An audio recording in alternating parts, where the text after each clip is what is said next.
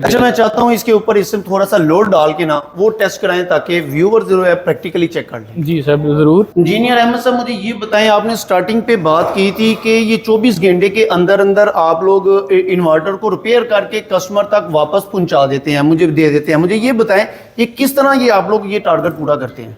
जब मैंने कस्टमर को 110 किलोवाट का इन्वर्टर ऊपर चढ़ाते हुए देखा तो मेरा बड़ा दिल दुखा, और मैंने अपने लड़कों को भी देखा, वो बेचारे वो भी उसकी हेल्प आउट कर रहे थे। और इन्वर्टर 110 किलोवाट आप समझते हैं बहुत बड़ा साइज होता है, वो ऊपर लेके गए। तो फिर मैंने उसी दिन फैसला किया कि हमने एक बड़ा मेगा और सर्विस सेंटर बनाना है जो ग्राउंड पे बनाना है और मेन लाहौर के अंदर बनाना है। एक ऐसा साल जिसमें वही सोलर इन्वर्टर की कंपनी कामयाब होगी जो आफ्टर सेल्स सर्विस देगी। तो आज हम इन्वरेक्स के जो सर्विस सेंटर है लाहौर में जो मौजूद है, यहाँ पर हम मौजूद हैं और देखते हैं कि किस तरीके से यहाँ पे आपके इन्वर्टर्स को रिपेयर किया जाता है और कस्टमर को सर्विसेज फराहम की जाती हैं।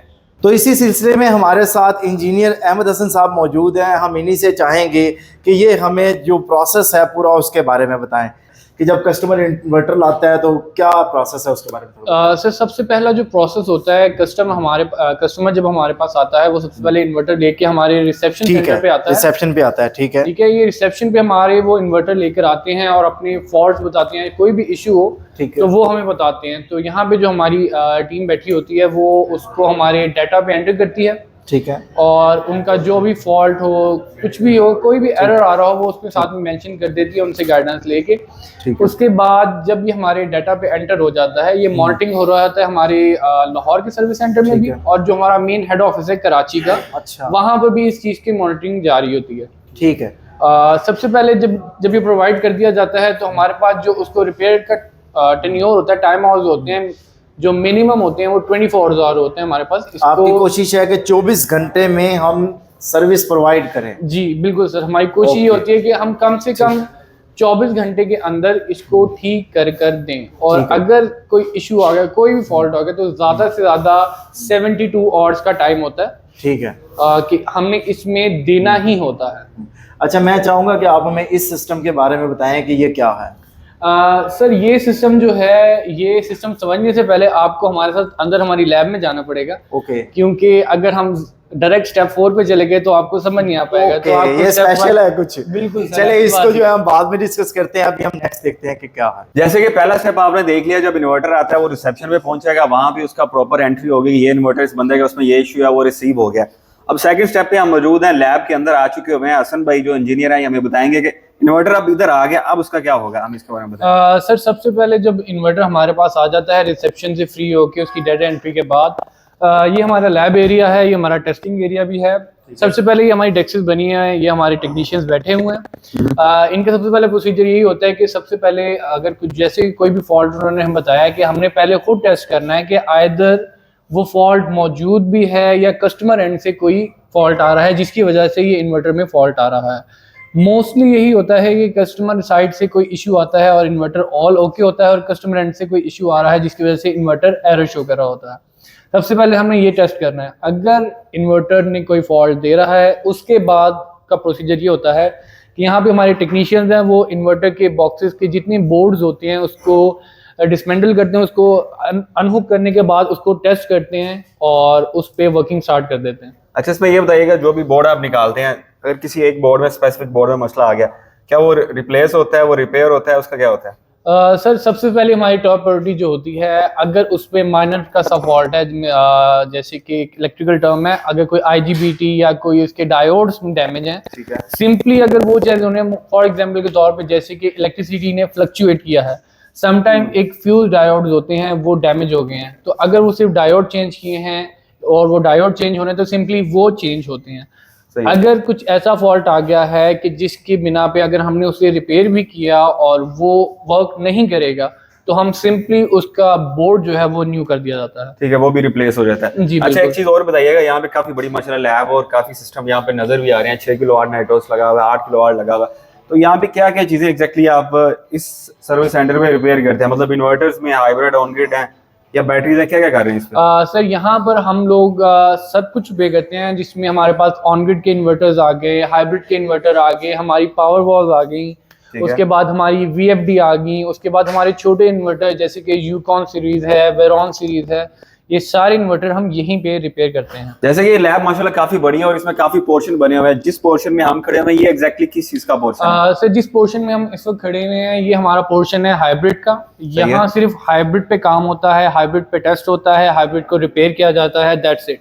इसके अलावा यहाँ पे कोई और काम नहीं किया जाता। ठीक है, यहाँ पे इन्वर्टर हमारा ओके हो गया, जब ठीक रिपेयर होने के बाद आपने रेडी कर दिया, नेक्स्ट स्टेप क्या होगा उसका? सर उसके नेक्स्ट स्टेप ये होता है कि उसको हम टेस्ट किया जाता है उस पे, चूंकि हम पावर वॉल भी इन्वेक्स प्रोवाइड करते हैं, हम उसको पर्सनली पहले पावर वॉल से कनेक्ट करके उसको इंस्टॉल करते हैं और उसको चेक करते हैं कि आइदर वो प्रॉपर्ली स्टार्ट वर्किंग कर चुका है कि नहीं। ठीक है। जब हम उससे सेटिस्फाई हो जाते हैं उसके बाद ये सारा हमारे पीछे लोड लगे हुए हैं जिसके जस्टिफाई करने के लिए हम लोग इस पे लोड सारा डालते हैं और बाद में एज ए वीडियो प्रूफ भी बनाते हैं जो हम अपनी हेड ऑफिस को शेयर करते हैं ताकि वो भी चेकअप में डाटा रखें अपने पास कि ये इन्वर्टर गालिबन ठीक हुआ है कि नहीं, और अगर ठीक हुआ है तो इसकी प्रॉपर वर्किंग और प्रॉपर टेस्टिंग की गई है कि नहीं। जैसे कि आपने बताया कि हाइब्रिड इन्वर्टर्स यहाँ पे आप कर रहे हैं, तो इसमें हाइब्रिड में तो आपके पास जैसे ये सीरीज है, नाइट्रॉक्स सीरीज है, आपके पास यूकॉन सीरीज है, फिर उसके बाद वेरॉन सीरीज है, तीनों सीरीज यहाँ पे कर रहे हैं या? नहीं सर बिल्कुल नहीं, यहाँ पे सिर्फ नाइट्रॉक्स IP65 की सीरीज जो है वो सिर्फ यहाँ पे काम होता है। सही है। बाकी जितने सारे इन्वर्टर्स हैं जो यूकॉन वेरॉन है उनके लिए हमारी एक अलग लैब बनी है और वो वहाँ पे चलें वो भी हमें विजिट कराइए। जी सर आ जाए बिस्मिल्लाह। इंजीनियर अहमद साहब मुझे ये बताएं, आपने स्टार्टिंग पे बात की थी कि ये 24 घंटे के अंदर अंदर आप लोग इन्वर्टर को रिपेयर करके कस्टमर तक वापस पहुंचा देते हैं, मुझे दे देते हैं। मुझे ये बताएं ये किस तरह ये आप लोग ये टारगेट पूरा करते हैं? सर बिल्कुल ऐसे ही है। हमारे जो हमने टारगेट हमें दिया होता है, हमारे हेड ऑफिस ने हमें टारगेट दिया होता है कि आपने मिनिमम 24 आवर्स में आपके पास जो इन्वर्टर आएगा उसको रिपेयर करना है। अब उसी मद्देनज़र पे हमारे हेड ऑफिस के हमारे जितने जाकिर साहब हैं, हमारे जितने HOD साहब हैं, उन्होंने हमें उसी मुताबिक एक टीम भी दी हुई है। हमारे पास ऐसा नहीं है कि सिर्फ एक ही टेक्नीशियन हैं कि जिसने एक नहीं करना है, और अगर इस तरह एक ही टेक्नीशियन होगा इट्स मीन कि काम तो कभी भी 24 आवर्स में ख़त्म नहीं होगा। ठीक है। इसी तरह जैसे कि आप देख सकते हैं यहाँ पे हमारे सारे टेक्नीशियंस बैठे हुए हैं, ये 4 से 5 हमारे टेक्नीशियंस हैं जिनका काम है कि उनके पास उन्होंने ऑन द स्पॉट काम करते रहना है। जैसे इन्वर्टर आ रहा है उसका इशू रिजॉल्व करना है, और जितने ये टेक्नीशियंस हैं ये सारे काफ़ी काबिल हैं और इनको अपना काम पता है और इनको टाइम लिमिट भी पता है कि हमारी कंपनी ने एक जुबान दी हुई है कि 24 आवर्स में अगर हमने कोई काम कंप्लीट करना है इट्स मीन कि हमने वो कंप्लीट करना है। इसी तरह ही हमारी टीम लगी रहती है हर वक्त और आपके सामने ही है। सर मगर मैं आपके व्यूअर्स को एक चीज़ क्लियर करना चाहता हूँ कि लाजिम नहीं है कि हर काम 24 आवर में हो जाएगा। मिसाल के तौर पे जैसे कि हमारा इन्वर्टर है, ये हमारी एक प्रोडक्ट है जो 110 किलोवाट की है। अब इस इन्वर्टर में एक नहीं काफ़ी सारे बोर्ड्स हैं। सम टाइम ये होता है कि अगर माइनर फॉल्ट हो तो होपफुली वो हमारा 24 आवर में ख़त्म हो जाता है, मगर सम टाइम ये होता है कि कुछ ज़्यादा मेजर अफेक्ट आया हुआ है, कोई बोर्ड को हमने टेस्ट करना है, कुछ ज़्यादा टेस्ट करना है तो सम टाइम ये होता है कि वो 24 आवर से 72 आवर्स या एक दिन या 2 दिन एक्सेसिव लग जाते हैं। अब जैसे कि ये इन्वर्टर है, इसको टेस्ट करने के लिए मिनिमम 4 से 5 घंटे हमें चाहिए होते हैं, क्योंकि सिर्फ इसकी हमने जनरेशन नहीं टेस्ट करनी होती, हमने इसकी बैकअप टेस्ट करना होता है, इसका फैन टेस्ट करना होता है, इसके साथ जो हमने डिवाइस लगाई हुई है जो ऑनलाइन प्रोवाइड कर रही होती है डाटा शीट, हमने वो भी टेस्ट करनी होती है। उस डाटा शीट की निस्बतन ही हम इसे पास करते हैं कि ये सेट ओके है और ये क्लियर आउट है और ये गुड टू गो है। अच्छा अहमद भाई ये बताइएगा कि जिस वक्त ये इन्वर्टर आपका क्लियर हो जाता है, आपकी लिहाज से ये बिल्कुल ठीक हो जाता है, फिर उसको इधर टेस्ट करते हैं, टोटली क्या इसके ऊपर प्रोसीजर होता है अपना, वो बताइएगा जरा। सर जैसे कि जो आपने सवाल किया है इसका प्रैक्टिकली आंसर हम आपको दिखा देते हैं। यहाँ पे हमारे पास एक इन्वर्टर है जो ऑन टेस्टिंग ही है। सर ये हमारे पास हमारा इन्वर्टर है। जैसे कि हमने इस पे वापडा सोर्स, इस पे हमारी बैटरीज लगी हुई हैं, ये बैटरी सोर्स दिया हुआ है, और हमारे पास PV सोर्स है, हमने PV सोर्स प्रोवाइड किया हुआ है। ये हमारा सारा लोड टेस्टिंग एरिया है जिसमें हमने 12 किलोवाट तक लोड लगाया हुआ है।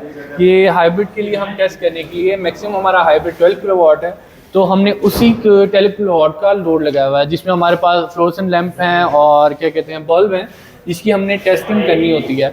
अब जब हम इसको टेस्ट कर रहे होते हैं तो हमने इसका सारा लोड इस पर अप्लाई करना होता है और हमने वीडियो प्रूफ बनाना होता है जो हमने अपने हेड ऑफिस में प्रोवाइड करना होता है, ताकि ये डाटा शीट हम अपने जो रिसर्च डिपार्टमेंट है उनको भेजी जाए और जब वो हमें कह दें कि हाँ ये ऑल ओके है तब ही हमारे एंड से ओके हो जाता है और हम इसको आगे प्रोवाइड कर देते अच्छा, हैं। मैं चाहता हूँ इसके ऊपर इसमें थोड़ा सा लोड डाल के ना वो टेस्ट कराएं ताकि व्यूअर जो है प्रैक्टिकली चेक कर लें। जी सर, ज़रूर। टेस्टिंग इन्वर्टर है हमारे पास। अब जैसे कि मैं आपको लोड चलाता हूँ, सबसे पहले सर हम इसकी बल्ब ऑन करते हैं ताकि ऐसे सेफ प्रोसीजर, अगर इसके आउटपुट में कोई भी इशू है जो हमारे से अगर निगलेक्ट हो चुका ठीक है, है। मगर फिर भी सेफ साइड के लिए हम सबसे पहले ये बल्ब ऑन करते हैं ताकि हमें एग्जैक्ट पता लग जाए कि इसका लोड स्टार्ट हो चुका है। उसके बाद जैसे कि आप ये ऊपर लोड देख सकते हैं कि हमारे सारे लोड्स लगे हुए हैं। ये 1 बाय 1 हम ब्रेकर के थ्रू इसको लोड को ऑन करेंगे और इस पर लोड डालना शुरू कर देंगे। इसी तरह जैसे कि हमारा बोर्ड देख सकते हैं, बोर्ड में हमने 12 किलोवाट तक का लोड अटैच किया हुआ है, ठीक है। ताकि जितना हमारा मैक्स इन्वर्टर है वो 12 किलोवाट का हाइब्रिड का, ताकि हम मैक्सिमम उस पर लोड डाल सकें और जो कस्टमर इन डिमांड है वो कंप्लीट हो सके। अच्छा, इसके बाद मुझे अहमद भाई ये बताएं कि जिस वक्त आप ये टेस्टिंग कर लेते हैं, इसके बाद आप लोगों का प्रोसीजर क्या होता है? सर, जब यहाँ से टेस्टिंग हमारी कंप्लीट हो जाती है, वाइल टेस्टिंग, हम इसकी एक वीडियो बनाते हैं। वीडियो बना के हम वीडियो प्रूफ रखते हैं जो हम कस्टमर को भी प्रोवाइड करते हैं, ताकि इन केस कस्टमर के एंड पे जब वो जाके इंस्टॉल करें, इन केस कोई फॉल्ट आ गया है तो हमारे पास ऐसे वीडियो प्रूफ हो कि सर ये देखें इन्वर्टर हमारे सर्विस सेंटर से वीडियो के प्रूफ के साथ बिल्कुल ओके कंडीशन में आपको रिसीव किया गया। ठीक हो गया। सर, अगर कोई बाय चांस इसमें किसी भी किस्म के सॉफ्टवेयर का इशू आ गया है तो उसके लिए भी हमारा एक बिल्कुल अलग सेक्शन बना हुआ है जो इसके सॉफ्टवेयर को चेक करता है, क्योंकि हमारे इन्वर्टर्स में अपने सॉफ्टवेयर जो होते हैं जिसकी वजह से इसकी LCD, इसके आउटपुट, इसकी जितने भी आउटपुट्स हैं, इनपुट्स हैं, वो एक सॉफ्टवेयर से कमांड हो रही होती है। अगर उस सॉफ्टवेयर में कोई भी इशू होगा तो इन्वर्टर एरर शो करना शुरू कर देगा, और इस चीज़ को क्लियर आउट करने के लिए हमारे पास एक iOS टीम बैठी हुई होती है जिनका काम सिर्फ यही होता है कि कोई भी सॉफ्टवेयर फंक्शन इशू कर रहा हो तो उन्होंने उसका सॉफ्टवेयर इंस्टॉल करना होता है ताकि वो इशू कंप्लीट कर सके। अच्छा सर, ये जो सर्विस सेंटर आपने यहाँ पर बनाया है तो इसके बारे में हमें थोड़ा बताएं कि ये इससे पहले कितने सर्विस सेंटर पूरे पाकिस्तान में, और क्या लाहौर में इससे पहले भी कोई सर्विस सेंटर था, और अगर था तो फिर इसको बनाने की ज़रूरत क्या थी, और इसको किस नज़र से आप देखते हैं कस्टमर के लिए सहूलत के लिए? बिस्मिल्लाहिर्रहमानिर्रहीम, अस्सलाम वालेकुम। देखें, ये तो सबसे बड़ी बात है कि अल्लाह मियाँ का बहुत बड़ा करम है, एहसान है हम पे कि अल्लाह पाक ने हमें एक 36वां सर्विस सेंटर बनाने की तौफीक अता फरमाई। 36वां सर्विस सेंटर हमें क्यों ज़रूरत पड़ी, इसके पीछे भी थोड़ी सी एक बैकग्राउंड में स्टोरी है। स्टोरी ये है कि हम 2005 में हम लाहौर आए थे और हमने हाल रोड पे एक छोटे सा फर्स्ट फ्लोर पे एक सर्विस सेंटर बनाया था। जैसे हमने अपने ग्रोथ करते गए, हमारा बिजनेस बढ़ता गया, हमने एक फतेहगढ़ में एक सर्विस सेंटर बनाया, लेकिन अनफॉर्चुनेटली वो भी सर्विस सेंटर हमारा फर्स्ट फ्लोर पे था। आज से 8 महीने पहले मैंने फतेहपुर विज़िट किया अपने सर्विस सेंटर के ऊपर। जब मैंने कस्टमर को 110 किलोवाट का इन्वर्टर ऊपर चढ़ाते हुए देखा तो मेरा बड़ा दिल दुखा, और मैंने अपने लड़कों को भी देखा, वो बेचारे वो भी उसकी हेल्प आउट कर रहे थे। और इन्वर्टर 110 किलोवाट आप समझते हैं बहुत बड़ा साइज होता है, वो ऊपर लेके गए। तो फिर मैंने उसी दिन फैसला किया कि हमने एक बड़ा मेगा और सर्विस सेंटर बनाना है जो ग्राउंड पे बनाना है और मेन लाहौर के अंदर बनाना है, मेन लाहौर की सिटी में, मेन लाहौर में बनाना है। तो इस वास्ते हमने लाहौर के अंदर ये service centre, mega service centre बनाया। आपको पता है सर्विस सेंटर बनाने का असल मकसद क्या होता है कि लोगों को फैसिलिटेट करना है।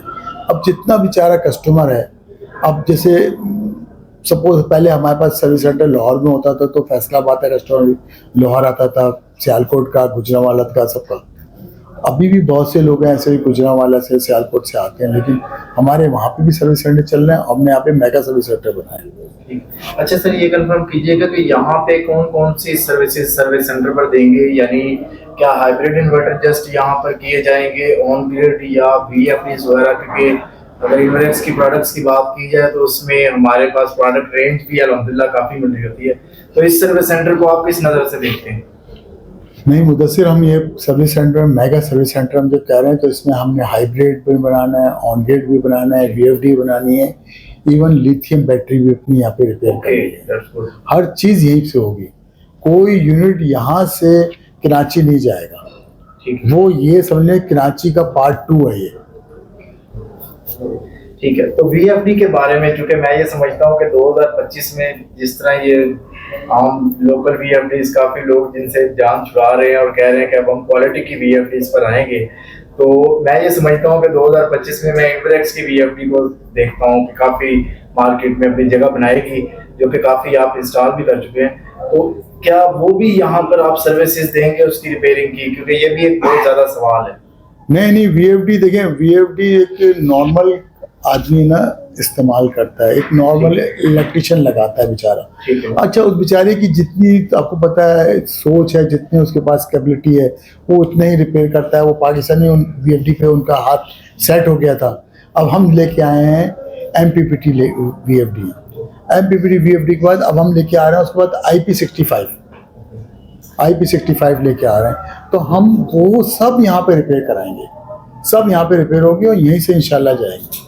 इसके अलावा मुल्तान में भी करेंगे। रीजनल ऑफिस हमने यहाँ पे बनाया है अल्हम्दुलिल्लाह। यहाँ पे ये ऑफिस मैंने अपना बनाया है, मैं यहाँ पे बैठूंगा। पहले मैं कराची से बैठ के फोकस करता था, अब इंशाल्लाह महीने में 1 वीक यहाँ पे बैठ के फोकस करूँगा। देखें अभी ये दौर आ रहा है ना, वो बहुत कंपटीशन का है। नेक्स्ट ईयर बल्कि नेक्स्ट ईयर आ गया 2025, ये बहुत कंपटीशन का दौर है। लेकिन हमने इससे पहले भी रिलैक्स नहीं थे, अभी भी रिलैक्स नहीं है।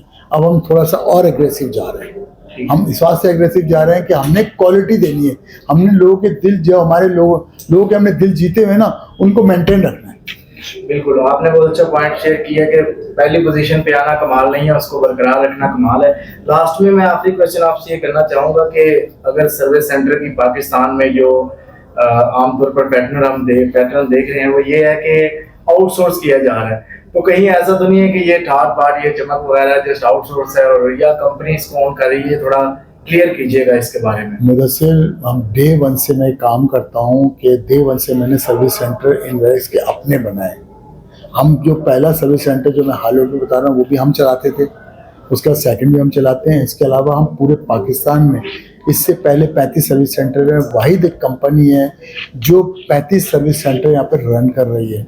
उसके अंदर एम्प्लॉइज मेरे हैं, सारे पार्ट्स मेरे हैं।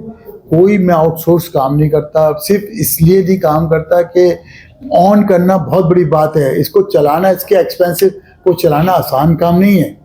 तो ये इन्वेक्स ही करती है और हमने वही, हमारी जीत जो इन्वेक्स की जीत है ना, वो सिर्फ सर्विस सेंटर से। ठीक है। और लोग सर्विस पे रिलाई करते हैं और वो इन्वेक्स नंबर 1 है। देखें मुदस्सिर, जो 2007 से कस्टमर हमारे साथ है, सबसे बड़ी बात है कि कस्टमर के साथ इंस्टॉलर हमारे साथ है, जो इंस्टॉलेशन करता है वो हमारे साथ है, दुकानदार हमारे साथ है।